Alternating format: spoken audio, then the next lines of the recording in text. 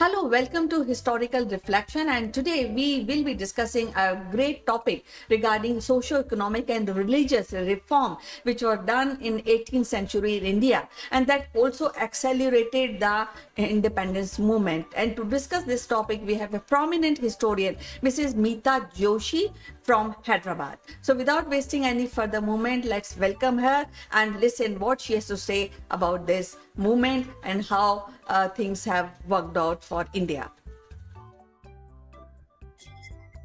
Welcome to the show, Dr. Meeta. How are you doing today? Namaskar, Kanchan. I am fine. What about you? I'm very well after a very long time to see you in this lovely program of historical reflection. Same And here, you know, same. always when we discuss the historical aspects of India and subcontinent, you are the best explanation which you do regarding all the subject. So what we are covering today? Today, I will be talking about the socio-religious awakening which happened in India in the 18th century. Yes, definitely. Our audience would also want to hear this because, as I have read, I think that is a phase of stagnation and a lot of dependency in the society. So, I would like to know how this socio-economic. We will take the religious aspect little later. But first, what is the scenario at that point of time when we are talking about socio-economic lives and aspect of 18th century in India? See, that was a time when the British rule was going on in India, and the society was illiterate. There was a lot of ignorance. There were a lot of social evils in our society because the faith which was there, which we place in religion, it had taken up a scene scenario of superstition.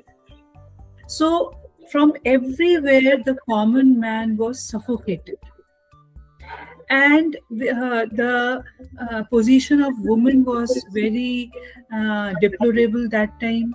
They were confined to their houses because many incidents happened in which the Indian women were tortured by the Britishers. They were raped. They were killed. Okay, so the society was not in a good shape at that time.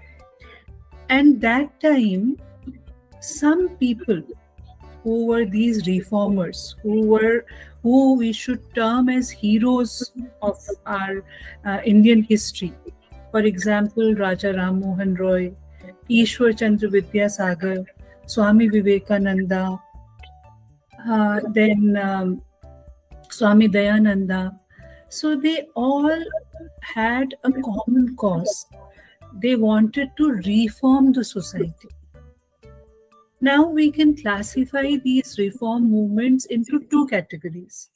One were the reform movements, other were the revivalist movements. For example, the reform movement, like Islam was there.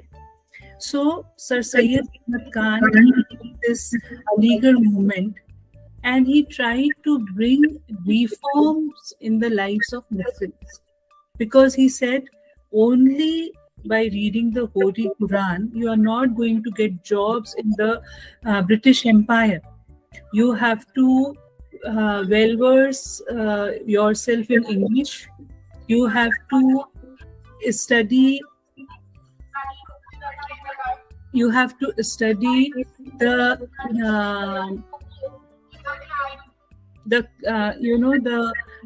administration if you want to get into the clerical jobs in the British Empire. So these were the reformist movements. Then the revivalist movements, for example, Arya Samaj, because Swami Dayananda said, go back to the Vedas. So Vedas were already there, but the Indians, they forgot the importance and value of them. So he revived the Vedas through the Arya Samaj movement. Okay, so there were these revivalists and reformist movements. So Okay.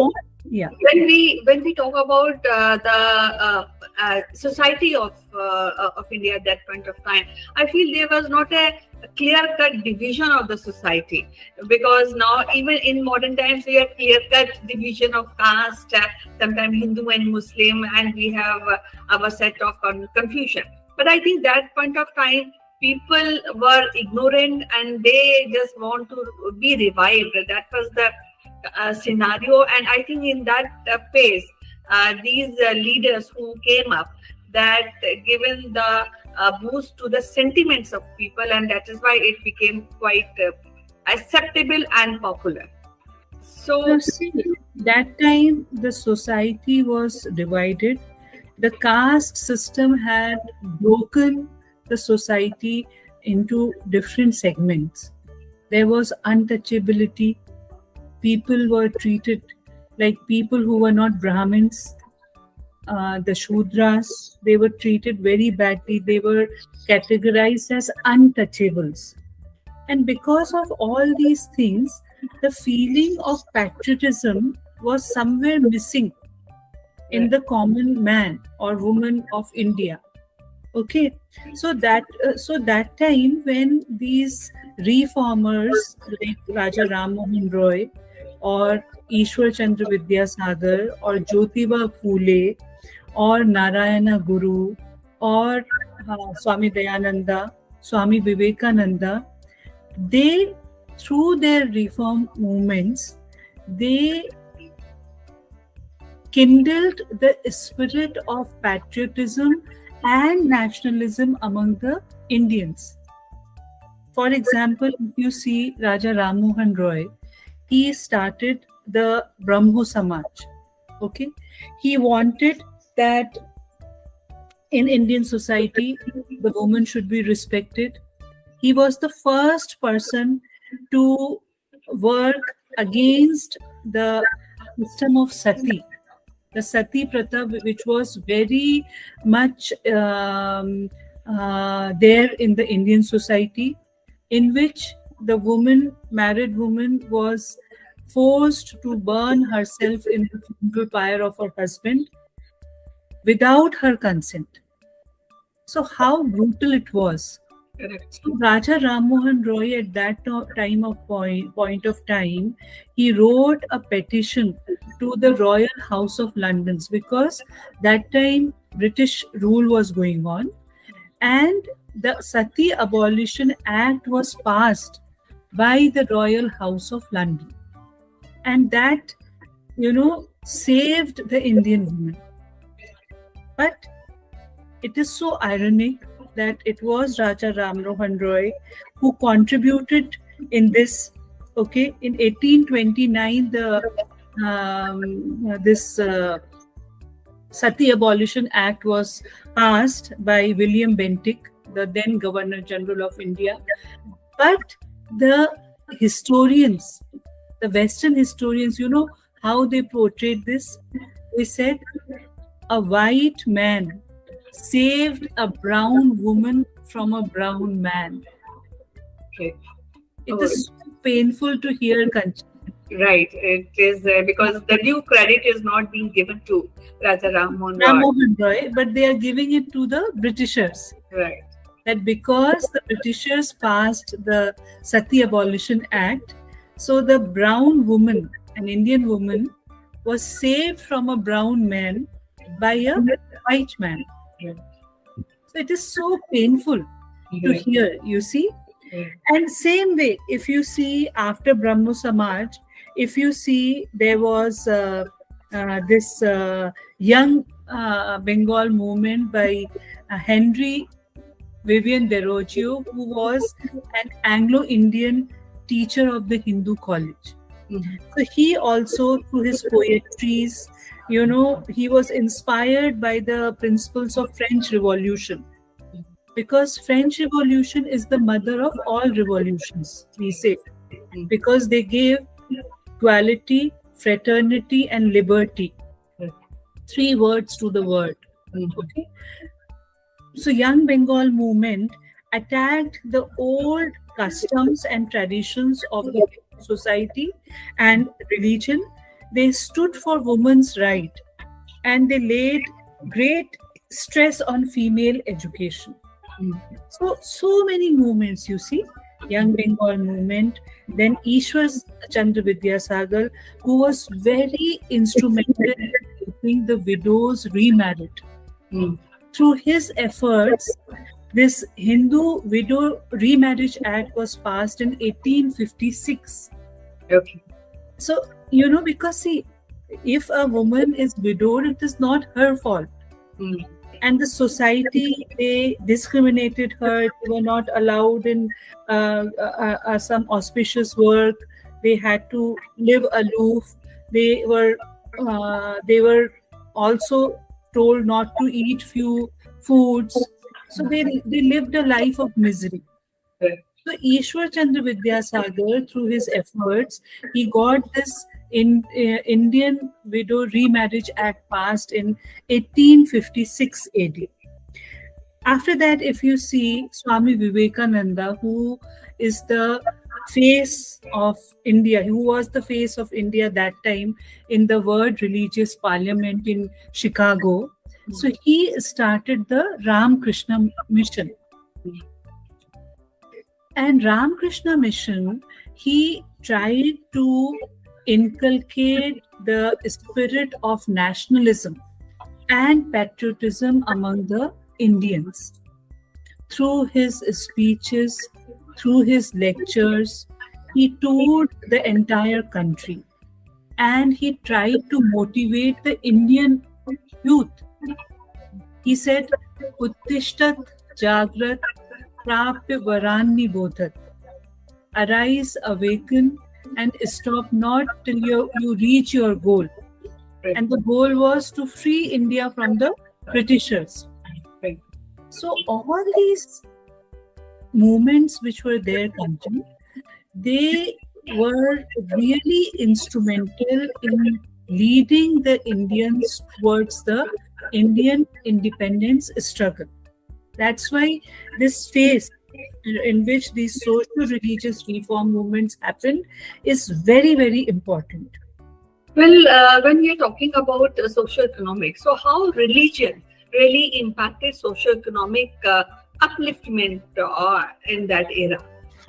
See, that time there was no upliftment in the religion. I'm very sorry to say, because of the caste system, the society was fragmented in a very big way. But these reform movements, whether it was Jyotiba Phule, or whether it was even Annie Besant with Theosophical Society, Madam H.P. Blavatsky, who started the Theosophical Society, they tried to revive the ideals of Hinduism, because the Indian youth was getting influenced by the Western ideology and philosophy. They liked their attire, they liked their culture, they even liked their food. So somewhere Hinduism was diminishing at one point of time. So through these reform movements, all these reformers, they tried to revive the principles of Hinduism. As Dayananda ji said, go back to the Vedas. Okay, even Vivekananda said that we have a treasure in form of our religious texts, whether they are Vedas, Upanishads, Puranas, Bhagavad Gita. So they all tried to take back the people to what was our old golden treasure of philosophy. Now, No, actually, these are some prominent names you are telling us. But somehow I have read somewhere there was a painter, Ravi Varma. I think he also contributed little bit, because when we are talking about religious, then he is the first person who made the pictures of God and goddesses. Yes, And Raja Ram Mohan Roy. yeah, so and he is instrumental in taking the pictures of God and goddesses to each and every house in India, which were missing at Definitely. that time. Definitely at Right. that time, yes. And then there was another great man known as Jyotiba Phule Mhm. and his wife Savitri Bai Phule, who were very instrumental for the education of the girl child. Right. Though Jyotiba Phule, he belonged to a very low caste family. He was from a caste of Malis, the gardeners. Mhm. And when he tried to convince people to send their girls to school for education, people started making fun of him. Mhm. And when Savitri Bai Phule, she should be called the first feminist of India, because she was the one who established the all girls school in Pune way back in 1853. So when she used to go to school to teach, all these, high society people, Brahmins and all, they used to throw cow dung on her so that her clothes are spoiled and she does not reach the school. Oh. But then, when where there is a will, there is a way. Right. So what Savitri Bai Phule did, she carried a pair of sari in her bag, Mhm. and she reached school, changed her sari, and taught. Oh. They were so great souls, you see, who in every aspect of society tried to uplift our Indian society through education, through religion, through religious reform, through social reforms. Even Sir Syed Ahmed Khan, who started the Aligarh movement, because he knew that the Muslim people were very orthodox. They always they were like struck into the teachings of Holy Quran. He said it is good to recite Quran, it is good to inculcate your religion, but you have to keep up with the time also. So you have to learn the English language, you have to learn something, you have to go out and get jobs in the British Empire. So if you see that time, most of the officers of the British Empire, many Muslims were appointed, because Sir Syed Ahmed Khan had a good rapport with the British people. So that way, many people, to name not one, not two. If you see the Gopal Krishna Gokhale, Servants of India Society, who started in Pune in 1905. So all these, they should be termed as heroes of India. All these social reformers, because they were the people who really got the spirit of nationalism and patriotism in the Indian people. This I spoke about the Western India. Then if you come to the North India, Swami Dayanand Saraswati, he started Arya Samaj in 1875. And at present in India, there are many, many DAV schools, Dayanand Anglo-Vedic schools, and DAV college and universities, who are imparting Indian and Western education both. So he was there. Then there was this Theosophical Society, which was founded by Madam H.P. Blavatsky and Sir Cornell Olcott. They also taught the principles of Hinduism. So, see, they were Westerners, but they were so influenced by the, the principles and philosophy of India, that they totally adopted the attire, the food, the religion, everything. And when a foreigner is preaching, then many people got attracted. Oh, they are teaching our thing. Okay. Then if you see Pandit Madan Mohan Malviya, who established the Banaras Hindu University, BHU, in 1916. So all these people, how much they contributed to our Indian society, you see. Then in if you see the Muslim reform movements, which I told you, this was Sir Syed Ahmad Khan Aligarh movement. Then there was a Wahhabi movement in 1830s to 1860s by Syed Ahmad Barelvi. Okay, then there was Farazi movement in Eastern Bengal, and the most famous was Sir Syed Ahmad Khan with the Aligarh movement, because he got educational reforms, he got social reforms, and he got religious reforms in Islam through his Aligarh movement. And now Aligarh Muslim University in Aligarh is one of the world-class universities, which Sir Syed Ahmad Khan actually started as a small school. Well, you have rightly mentioned that all these movements and upliftment and I will say rejuvenation of the old things which can boost the Indian culture and the psyche of Indians. I think that is how even Mahatma Gandhi also took over, and he is championing untouchability, and that is again, I think that is a upgradation of these movements, and this is how he eradicated and tried to try to teach the people, especially the Brahmins, to open their temples. And so that every person is equal. I think that is the whole chain which is coming through these kind of movement till independence, I guess, even today. Yes, Mahatma Gandhi was something which he is speaking about him will take episodes and episodes, Kanchan, because he was one person who was a very different personality altogether. And after his death, he passed away in 1948. And see, in 2023, you and me are discussing about him. Right. The entire world, Europe, Russia, America, they look up to his principles and ideologies.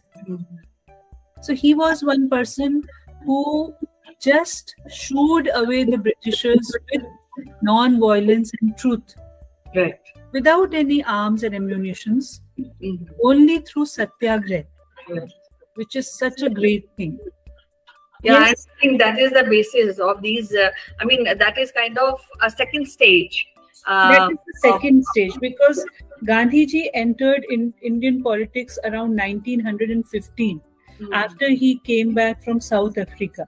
Right. So from that time till his death, we in history we classify that as Gandhi and Age, because he was the only figure prominent that time in the Indian politics.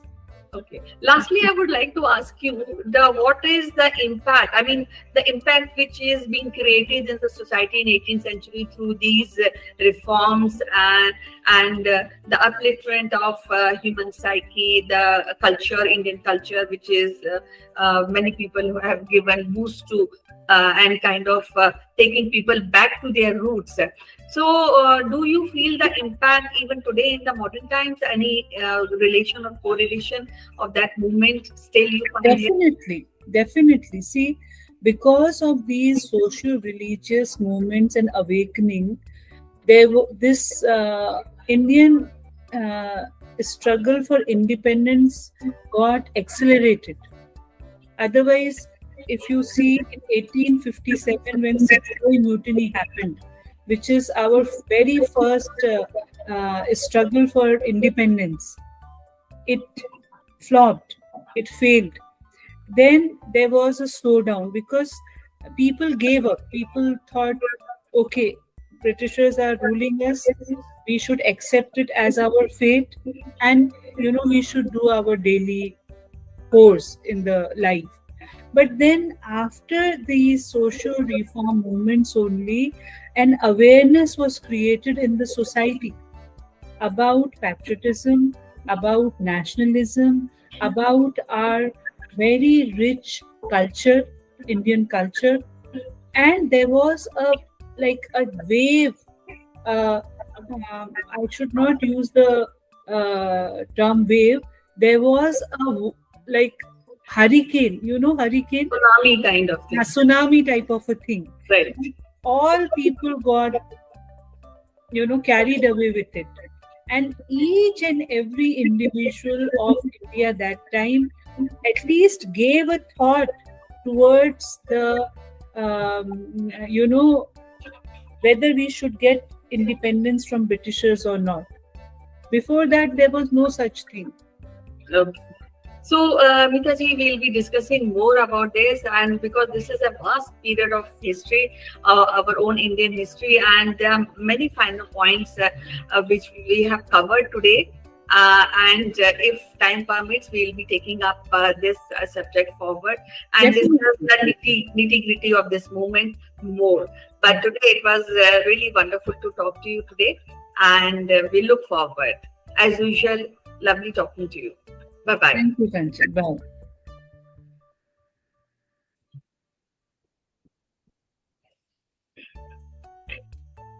So in historical reflection, we had a wonderful discussion as usual with Mrs. Meeta Joshi. We will be discussing more aspect of Indian history, Indian independence movement, and India, the antiquity of India with Mrs. Meeta Joshi. But for today, let me take a break and come back to you regarding various other subjects. So thank you for watching. All the best.